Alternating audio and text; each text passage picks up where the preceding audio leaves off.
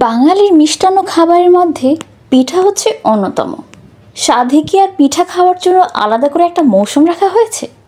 সে যাই হোক, পিঠে তো অনেক রকমের খেয়েছেন, কিন্তু শিরায় ভেজানো ডালের পিঠা খেয়েছেন?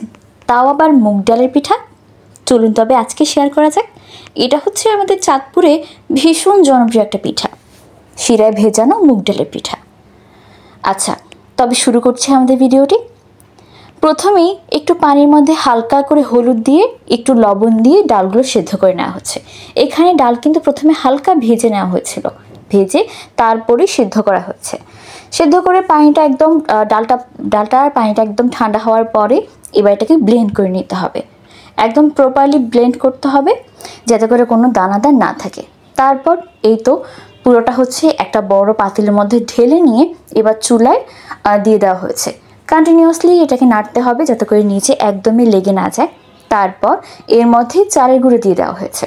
আর পুরোটা কিন্তু এখানে চালের গুঁড়ো না, চালের গুঁড়ো প্লাস একটুখানি হচ্ছে ময়দাও দেওয়া হয়েছে। আর ডালটার পরিমাণটা আমি বলে দিই, ডালটার পরিমাণটা হচ্ছে 250 গ্রাম। আপনারা চাইলে কম বেশি করতে পারেন, কোনো সমস্যা নেই। তারপর কন্টিনিউয়াসলি এটাকে একদম নাড়িয়ে নিতে হবে। যেভাবে হচ্ছে আপনারা সেদ্ধকায় রুটিটা বানান ঠিক সেভাবে এটাকে বানাতে হবে। এর মাঝখানে কোনো রকম লবণ অ্যাড করতে হবে না, কারণ ডালটা সেদ্ধ করার সময় কিন্তু পর্যাপ্ত পরিমাণে লবণটা অ্যাড করা হয়েছে, তাই আর লবণ অ্যাড করা লাগবে না। তারপর হচ্ছে এটাকে একদম সেদ্ধকায় রুটির মতো গোলায় নিতে হবে তেল দিয়ে, যেভাবে আমরা বানাই আর কি সাধারণত।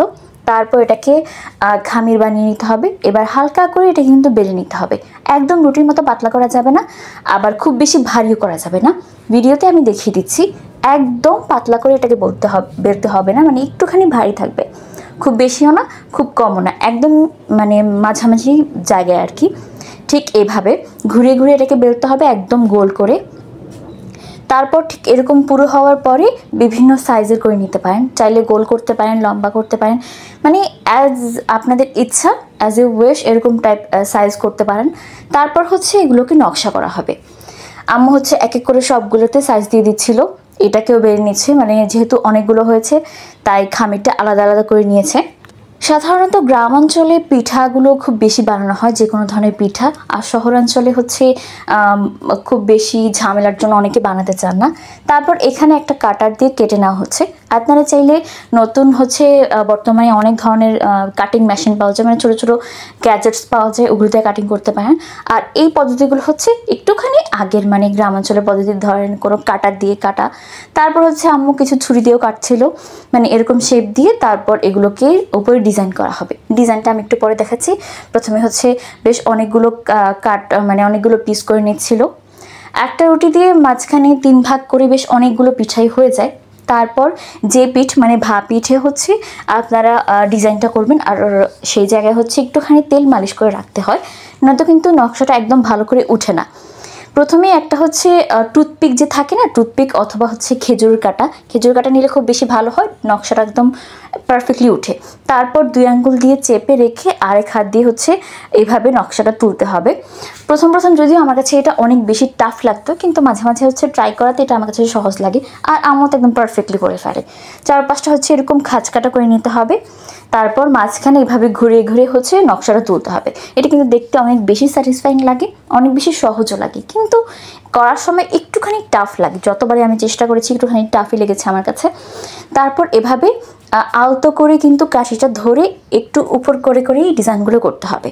এভাবে কিন্তু সবগুলোতে ডিজাইন করতে হবে। আর শুধুমাত্র উপরের পার্টে, মানে যে পার্টটা থাকে, যে পার্টটা বেলা হয়, সেই পার্টেই কিন্তু ডিজাইনগুলো করা হয়েছে। সবগুলোই হচ্ছে একটুখানি তেল দিয়ে ডিজাইনটা করা হয়েছে, নয়তো কিন্তু যতক্ষণ পর্যন্ত ডিজাইনগুলো করা হবে ততক্ষণ পর্যন্ত কিন্তু এগুলো ফেটে যাওয়ার সম্ভাবনা থাকে। তাই তেল ব্রাশ করে রাখলে হচ্ছে একদম সফট থাকে, কোনো রকম ফেটে যাওয়ার সম্ভাবনা থাকে না। এখানে হচ্ছে আমাদের সবগুলো পিঠা রেডি। তারপর এগুলো এখন ভাজার পালা। এই তো হয়ে গেছে আমাদের বেশ 250 গ্রাম ডাল দিয়ে আর একটুখানি চালের গুঁড়ার ময়দা দিয়ে হচ্ছে এতগুলো পিঠা আমাদের হয়ে গেছে। পিঠা পার্বণে হচ্ছে আমাদের এই অঞ্চলে এই পিঠা মাস্ট থাকে। এই পিঠা আর ডিমের পিঠা তো মাস্ট থাকবেই, বাকি হচ্ছে অন্যান্য পিঠাও থাকে। এবার হচ্ছে এগুলো ভেজে নেওয়ার পালা। একটা কড়াইয়ে তেল গরম হতে দেওয়া হয়েছে, গরম হয়ে গেলে এক এক করে হচ্ছে পিঠাগুলো দিয়ে দেওয়া হবে। এই পর্যায়ে কিন্তু মিডিয়াম টু লো হিটে রাখতে হবে। মিডিয়াম টু লো হিটে হিট রেখে মানে তাপ রেখে চুলার আঁচ রেখে তারপর হচ্ছে এক এক করে পিঠাগুলো ভেজে নিতে হবে, একদম ব্রাউন কালার করে তারপরেই ভাজতে হবে। তারপরে এটাকে তুলে শিরে দেওয়া হবে। এক এক করে হচ্ছে এখানে আম্মু সবগুলো পিঠা দিয়ে নিচ্ছে, একটু একটু করে সময় নিয়ে উল্টে পাল্টে এগুলোকে ভাজছে। কে কে পিঠা খেয়েছেন আর কে কে খাননি অবশ্যই কমেন্ট করে জানাবেন। আপনারা যারা খেয়েছেন তাদের কাছে কেমন লাগে অবশ্যই জানাবেন। আর কোন পিঠা আপনারা সবচেয়ে বেশি পছন্দ করেন তা কিন্তু কমেন্ট করে জানাতে ভুলবেন না। আমার পার্সোনালি হচ্ছে ডিমের পিঠা খুব বেশি পছন্দ। মানে আমি যেহেতু মিষ্টি খুব কম খাই, তাই শিরা দেওয়া কোনো পিঠা আমার খুব একটা ভালো লাগে না। আর আমার কাছে যেহেতু ডিমের পিঠাতে কোনো রকম শিরা ইউজ করা হয় না, একদম হালকা চিনি দিয়ে হচ্ছে বানানিলেও অনেক বেশি মজা হয়। ওটার রেসিপি আমি কোনো একদিন শেয়ার করব। ঠিক এরকম একটা কালার আসবে ভাজার পরে, অনেকটা কমলা কমলা সেটা একটা কালার আসবে। সেটা হচ্ছে 2 কাপ চিনি দিয়ে একটা শিরা বানানো হয়েছে, মাঝখানে এলাচ দেওয়া হয়েছিল। যাই হোক, শিরায় দিতে দিতে কিন্তু মাঝখানে একটা পড়ে গেছিলো। এরকম 2-একটা অ্যাক্সিডেন্ট কিন্তু রাঁধুনিদের হয়েই থাকে, এসব কোনো ব্যাপার না। এটাকে আপনার ক্ষমাসুন্দর দৃষ্টিতে দেখবেন, এরকম 2-একটা অ্যাক্সিডেন্ট তো হতেই পারে, তাই না? ওই যে একটা কথা আছে না, বাড়ি বাড়ি দেশ में ऐसी छोटी छोटी बात होती रहती है, ঠিক সেরকম। আচ্ছা যাই হোক, এখানে শিরার মধ্যে কিন্তু প্রথম খোলা মানে প্রথম ধাপের পিঠাগুলো শিরার মধ্যে বেশ অনেকক্ষণ ডুবিয়ে রেখে তারপর তুলে ফেলা হচ্ছে। আপনারা যদি মিষ্টি খুব বেশি পছন্দ করেন, মানে শিরাটা খুব বেশি পছন্দ করেন, সেক্ষেত্রে চিনি বেশি দিয়ে বেশ অনেকক্ষণ ডুবিয়ে রাখতে পারেন। আর এখানে খুব বেশি ডোবানো হয়নি, যেহেতু ভাজার সাথে সাথে দিয়ে দেওয়া হয়েছে আর সাথে সাথেই হচ্ছে শিরার ভেতরে ঢুকে গেছে। এখানে হচ্ছে আমাদের সবগুলো পিঠা একদম বানানো রেডি।